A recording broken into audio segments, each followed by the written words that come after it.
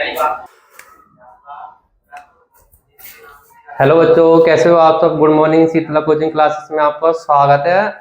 अपन कर रहे हैं 12th का मैथ 1.1 का क्वेश्चन नंबर तीसरा, क्योंकि अपन ने पहला कर लिया, दूसरा कर लिया और पहले के सारे सवाल कर लिए। यहाँ पे लिखा नहीं है समतुल्य सममित, कोई दिक्कत नहीं है, लेकिन अपन सवाल करते हैं, सीधा लिख देते हैं। लिखवा दिए आपके लिए, मतलब आपको समझ नहीं आएगा इसलिए लिखवा दिए पहले से ही कि समतुल्य सममित और संक्रामक। अपन ने पढ़ा है कि समतुल्य क्या होता है, सममित क्या होता है, संक्रामक क्या होता है, और इस सवाल में भी देख लेते हैं। तो सवाल पढ़ते हैं, क्या कहता है। जांच कीजिए कि क्या समुच्चय 1 2 3 4 5 6 में, और अपन समुच्चय को हमेशा ए से दर्शाते हैं। कई से दर्शाते हैं? ए से। और संबंध को आर से दर्शाते हैं, तो आर बराबर इतना इतना लिखा है, बी बराबर ए प्लस के 1 द्वारा परिभाषित की थी। संबंध आर में स्वतुल्य, संबंध आर में स्वतुल्य, सममित या संक्रामक नहीं है। अपन को देखना है कि स्वतुल्य है, सममित है कि संक्रामक है। तीनों में से देखना है कि मतलब कौन स्वतुल्य है, कौन सममित है, कौन संक्रामक है या कौन नहीं है। तो अपन देखते हैं, सवाल करते हैं। तो पहले लिखते हैं अपन हल। तो हल में लिखेंगे अपन समुच्चय। समुच्चय क्या दिया है, 1 2 3 4 5 6। अपन यहीं से निकालते हैं पूरे मानों को। तो अपन लिखेंगे ए बराबर, अभी सवाल ही उतार रहे हैं अपन, 1 2 3 4 5 6। अब निकालेंगे अपना आर का संबंध। तो आर का संबंध कैसे निकालते हैं।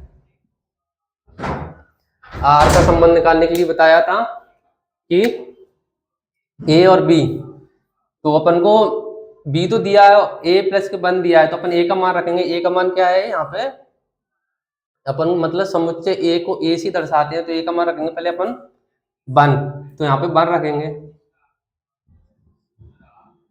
तो बी का मान कितना निकल जाएगा, बी बराबर 1 और 1 बराबर 2, तो बी का मान निकल जाएगा 2।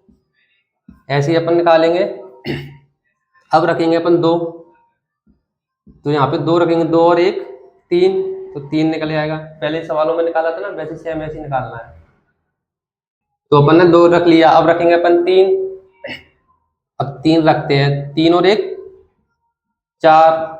ऐसे ही अब अपन रखेंगे, 3 रख लिया, अब 4 रखेंगे, तो 4 रख लिया, तो 4 और 1 5। अब ऐसे 5 रखेंगे, 5 और 1 6।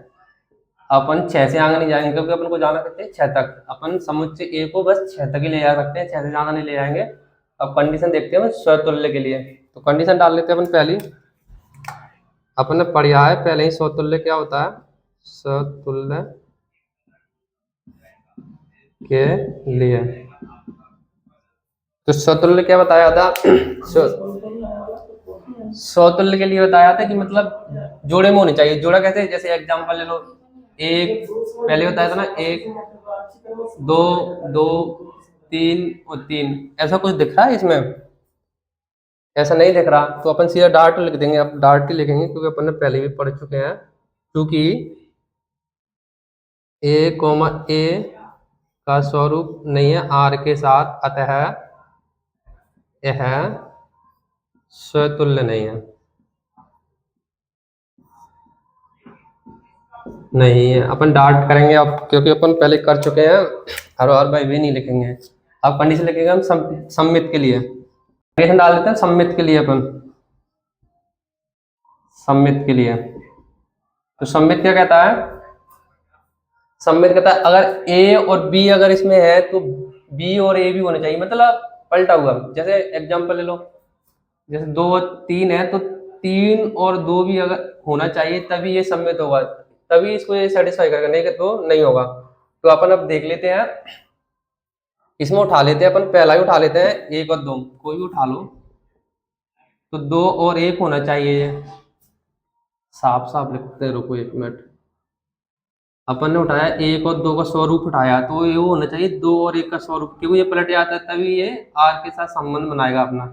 तो इसमें है ऐसा कहीं भी नहीं है ना, तो अपन अब डार्ट लिखेंगे। चूंकि 1 2 तो सेटिस्फाई करता है आर को, लेकिन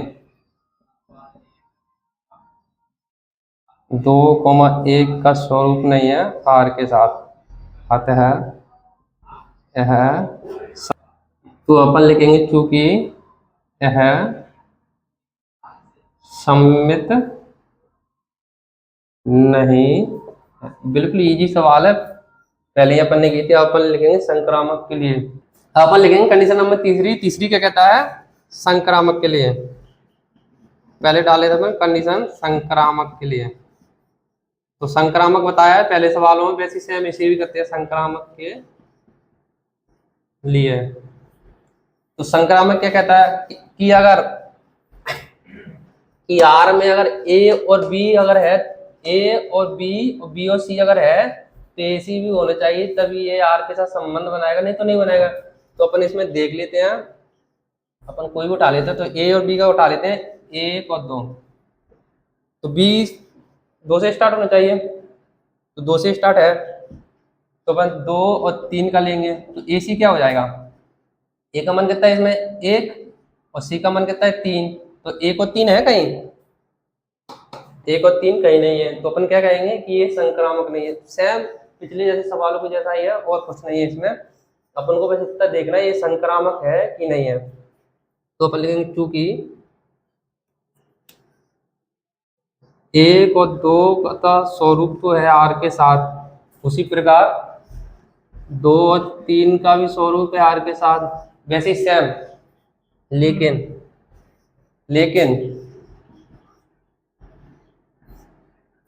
1 और 3 का स्वरूप नहीं है आर के साथ, अतः चूंकि यह संक्रामक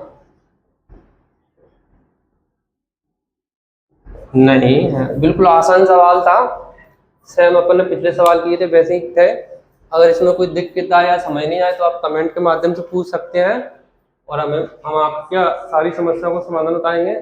और अगर आपको वीडियो अच्छी लगे तो लाइक कीजिए, सब्सक्राइब कीजिए, शेयर कीजिए और हमारे साथ बने रहिए। तब तक के लिए टेक केयर, बाय बाय।